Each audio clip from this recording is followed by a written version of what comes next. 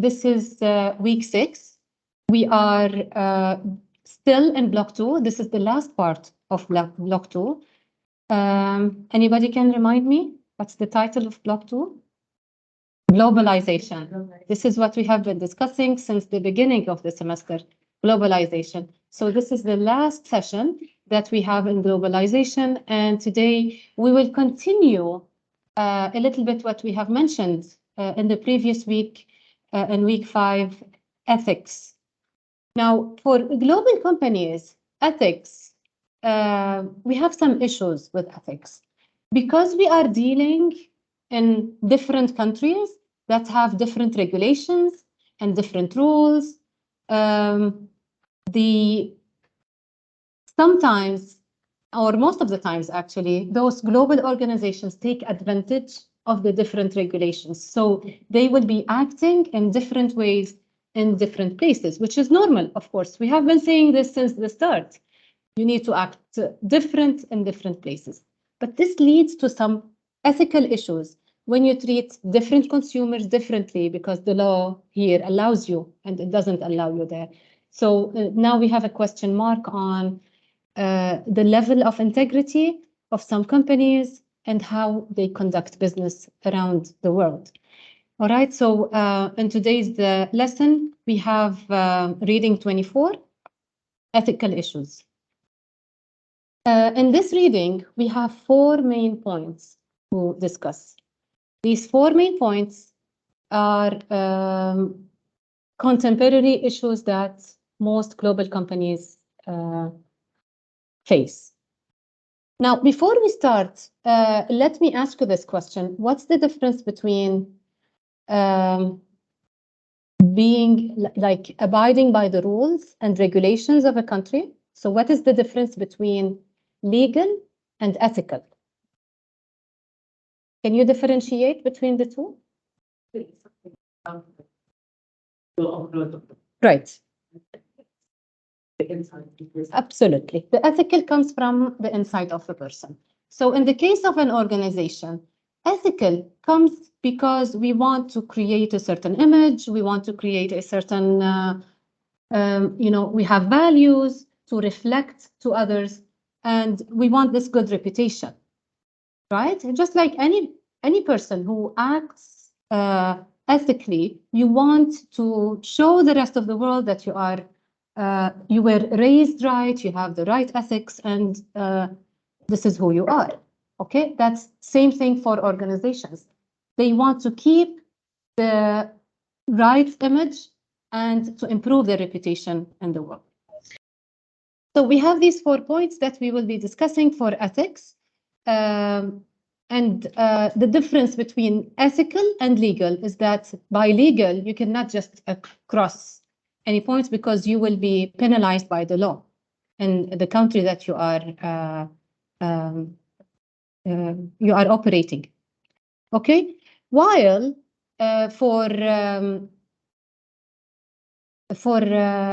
ethical, it's something that you do voluntarily. Okay, now these issues, the 4 issues that you see here in front of you, the first one is called the differing standards of consumer protection. And let me jump directly to the first point. Consumer protection is different in different parts of the world. Some governments have higher protection for their consumers. Okay, what does consumer protection mean? حماية المستهلك, absolutely. It's protecting the consumer from any problems, any harms, any behavior that comes from the side of the company. Now, some companies take advantage of the difference in the legal regulations to market their offerings where there are fewer constraints, where there are fewer rules and regulations. So they do things differently in different parts of the world. For example, some governments allow the advertisements for medicines in their countries, and some governments do not. Okay, so some governments say you are not allowed to market the medicine directly to the consumer. The doctor has to, this is basically for the prescription medicines. The doctor has to prescribe it, all right? Because it's the decision of the doctor that he wants to give this medicine to the consumer. Some governments actually do allow it. And like the United States, it's a free country, right? They do allow it. They don't put this restriction on the pharmaceutical companies. So sometimes you would see an advertisement for a medicine asking consumers to ask their doctors to prescribe this medicine. Okay, this is an example of different standards of consumer protection. So the same pharmaceutical company would be acting differently in different parts of the world. Things like cars have different requirements by different countries as well. So they will be made differently, not only because of the weather but also because of the requirement of the government themselves. Some stuff like baby products, like products that are harmful for people, are allowed in some countries, not allowed in other countries. So you see that the same company is selling them in country X and not selling them in country Y. This is because of the differing standards of consumer protection. All right, is it clear, this point? Okay, now the second point is exporting consumerism. So here we have two ideas to discuss. What does consumerism mean?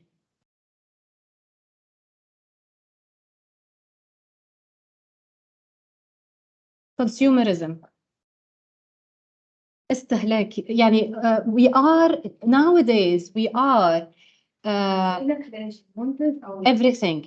So we became يعني a community that wants to consume lots and lots of products, okay?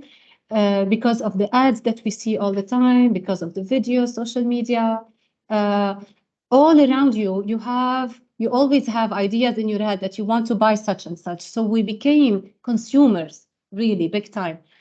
Why did we become consumers? Part of it is because of globalization, because these multinational corporations, they want to sell their products.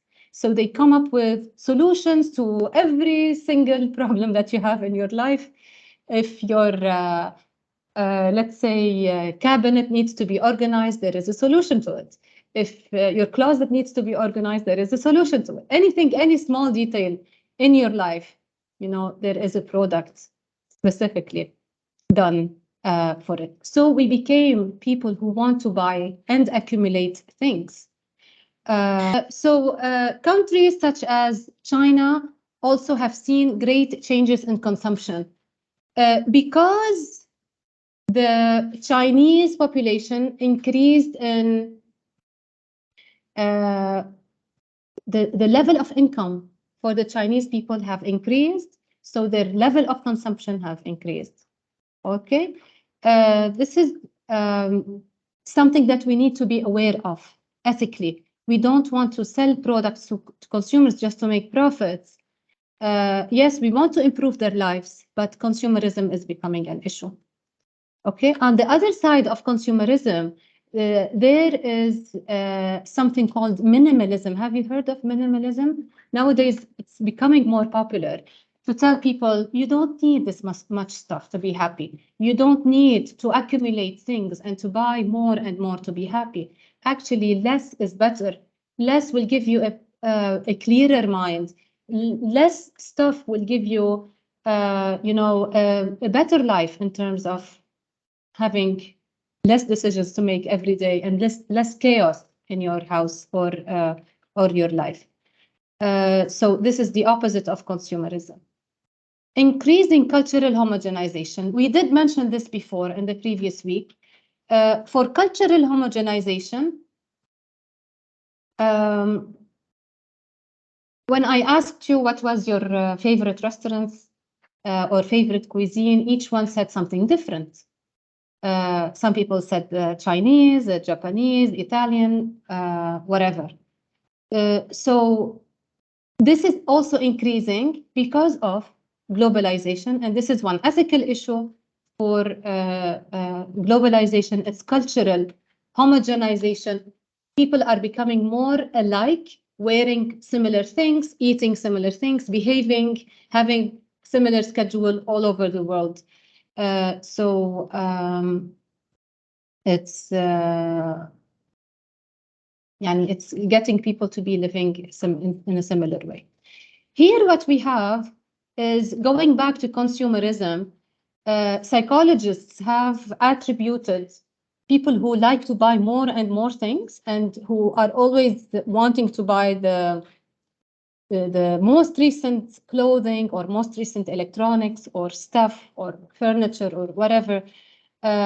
Over time, this behavior would lead to depression, anxiety, and addiction to buying. Okay, so we need to be happy with what we already have and not always wanting to consume more and more products. Okay, so this is cultural homogenization. There is a similarity of shops and products offered on high streets. You go to any country, you see the same products at H&M, at Zara. Anywhere you go, you see the same exact products, and this is leading to cultural homogenization.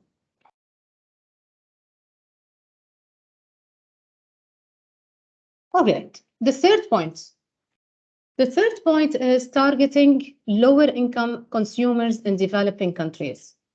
Okay, this word is consumers actually. Okay.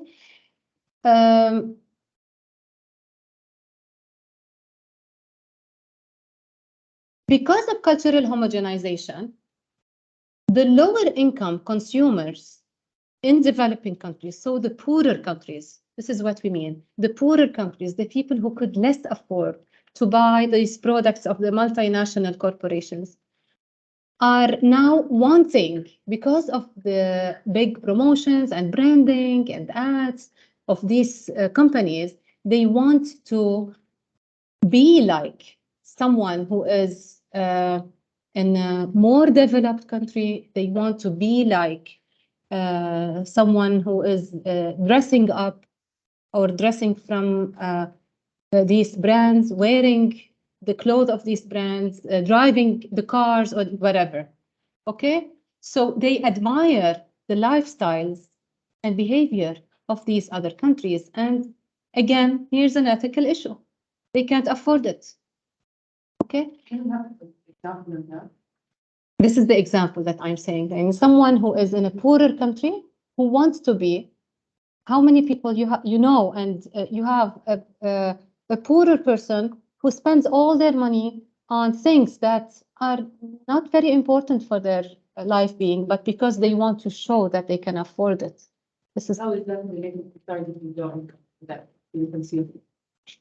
The ethical issue here is when you target the lower income with your unaffordable products, it becomes an ethical issue. All right, you see where's the relationship? Okay, because companies want to sell their products, whether they sell it to the poor, to the middle class, to the rich, they want to sell their products. Okay, and a lot of them, their branding comes in a way that makes the poor feel that if you own this product, it will make you look rich, right? Here's the ethical issue. When you target the lower income consumers without them being able to afford it or paying it on your products instead of paying it of saving or investing this money to improve your lifestyle in the future, instead you will be just buying this and falling into the trap of always spending your money on these products. This is okay, an issue. It's an ethical issue that should be taken into consideration. So we have two issues here. The two key concerns: the marketing, the products is beyond the reach of low-income consumers. Okay, this phone might not be afforded by the low-income consumers to be bought, but they keep on working and saving for it until they reach the price of the phone or the car or the clothes or whatever. Okay, and it never ends. There are always products that we want and we see that gives us the illusion that it will make us happy, but actually after a day or two after you buy it, it won't make you happy anymore. Low-income consumers might be exploited. Exploited means taken advantage of or being used. All right. Why are they being used? Because they don't have the level of education or information to make the informed decision about consumption. So these low-income consumers, they are vulnerable. Yani they are weaker. They are a weaker target because first of all, they don't have enough money. They can't afford the products, and they live in a dream that if I buy a certain product, this makes me happier. This is all what branding is about. This is what they do. This is the marketing power. And also because they have a lower level of education or information to make informed decision. Usually the poorer the person is, that's of course a general term, not there are always exceptions. The less educated they are in general, right? The less they are able to have a good education. So here when I ask you, for example, plastic containers, what would you look at when you look for a plastic container? Would you buy the cheapest type? What do you look at? The company's name? Don't you look at the ingredients, what the container is made at? Okay, you need to search for containers that are BPA free, okay, that are lead free, because this chemical goes into your food and then would go into your body and it will cause harm to your body.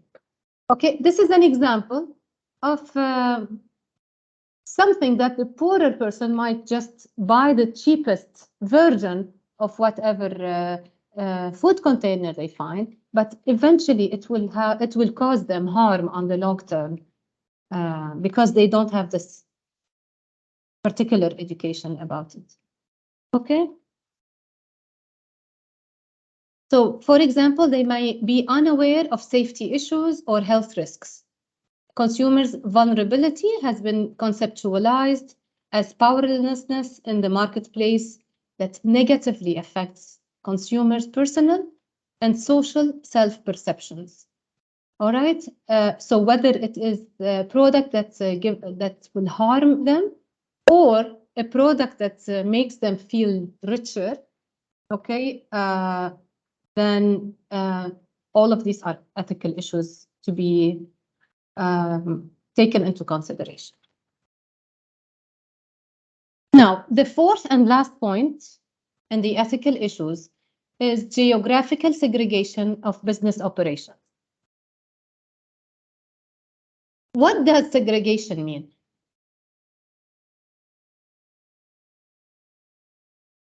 Do you have an idea of what segregation means?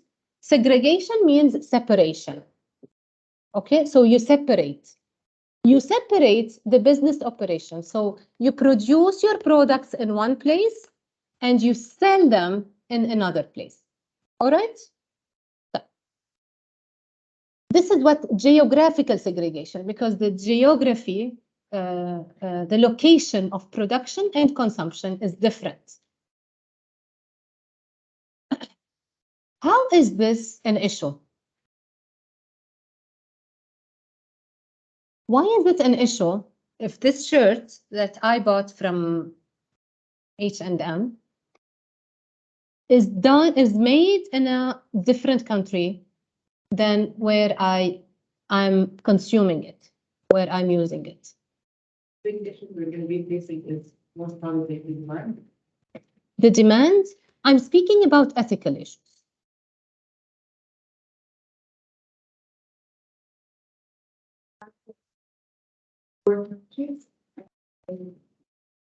Absolutely. So they are manufacturing, probably this was not made in a very rich country. It was made in a poorer country where it will cost them much less to produce. And this is why products, the clothing at the fast fashion, what we call the fast fashion industry, H&M, Shein, Zara as well, are affordable by people to keep on buying the latest trends. So every season they have new designs, new colors, new trends coming in.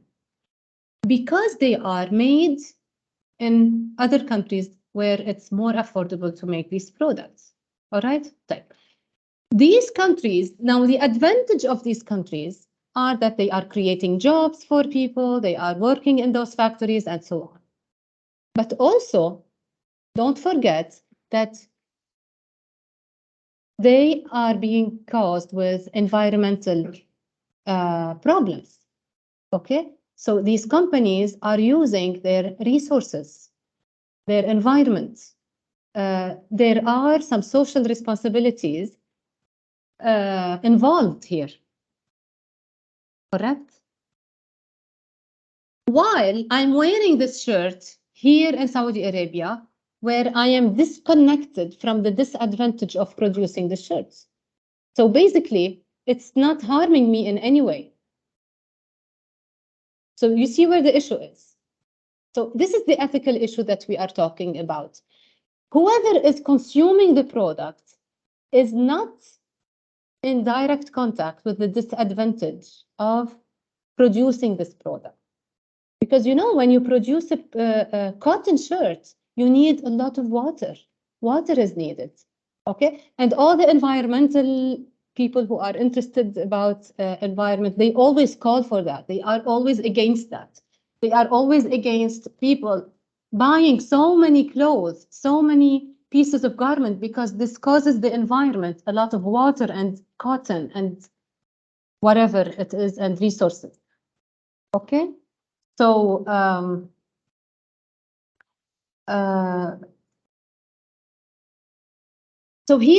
so here we have the example. Demand for a product in developed country might be satisfied by a corporation that sources raw materials for and manufacture of that product from one or more developing country. So we produce the products in a developing country. The result that the consumers in the developed countries are shielded. They are protected from any negative consequence from the depletion of raw material or manufactured under dangerous or harmful condition. بس ليش في هذا يعني from the people outsource and the ones are in the country itself. I don't get your question. يعني مثلا احنا في السعودية عندنا زارع صح؟ زارع مثلا let's say and it's made in Thailand. Let's say. هم هنا they don't face these consequences as we do in Saudi Arabia. ليه في هذا الفكرة؟ Because there is the segregation of business operation. This difference is because of the geography and because it's cheaper to produce in Taiwan or in China or Mexico or wherever. Yes, there is an advantage for producing in the countries on one side. Remember when we talked about at the beginning of the course, we talked about direct investments and things like that. This is the advantage for them. But in return of this advantage, also they have a disadvantage of using lots of raw material, using the resources. Sometimes the environment is being harmed because of those factories and so on. So whoever is using the product here is not being affected by the negative consequences of production. You know what I mean? All right? This is an ethical issue. I mean, this is how it is, but it should have an ethical consideration. This is why, if you notice, a lot of companies that claim that they are ethical, they tell you, we produce our products in our country. Okay? I'm not saying that anyone who outsources their production is unethical. But in order to stress on this, on the importance of the ethical issues, they would tell you, we produce it here in-house. We produce it on our lands. Okay, this would be more expensive, of course, in the case of the United States or Europe or whatever, but also it has its own advantages. Okay. Consumers might be impacted indirectly, however, whether or not they are aware of it, of course, by reducing the number of jobs, of manufacturing jobs. This is how the consumers will be indirectly affected.